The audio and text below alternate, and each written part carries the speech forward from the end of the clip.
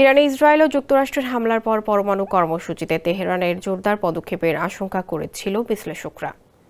সম্প্রতি ম্যাক্সার টেকনোলজিসের প্রকাশিত নতুন স্যাটেলাইট চিত্রে এর প্রমাণ মিলেছে। রোববার বিবিসি ভেরিফাই ওই চিত্র বিশ্লেষক করে দেখেছে, মার্কিন বোমা হামলায় ক্ষতিগ্রস্ত ইরানের ফোর্দো পারমাণবিক কেন্দ্রে ব্যাপক নির্মাণ কাজ শুরু হয়েছে।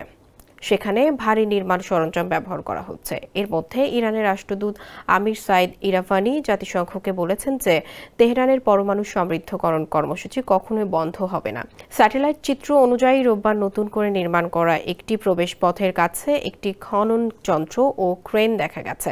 মার্কিন বাংকার বাস্টার বোমা সেখানে আঘাত করেছিল। Original product, best service and best offer. Your right choice, Transcom Digital. এটি তার খুব কাছাকাছি। পাহাড়ের নিচে একটি বুলডোজার ও লরিও স্যাটেলাইট ছবিতে দৃশ্যমান।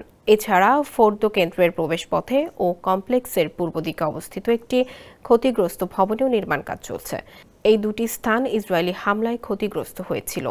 মার্কিন বাংকার বাস্টার বোমা হামলার পর দিন ইসরায়েল এই দুই স্থানে বিমান হামলা চালিয়েছিল। পারমাণবিক অস্ত্র বিশেষজ্ঞ ডেভিড অলব্রাইট স্যাটেলাইট চিত্র বিশ্লেষক করে জানিয়েছেন, সম্ভবত বোমা হামলায় সৃষ্ট গর্ত ভরাট, প্রকৌশলগত ক্ষতির মূল্যায়ন ও তেজস্ক্রিয়তার পরিমাণের কাজ চলছে।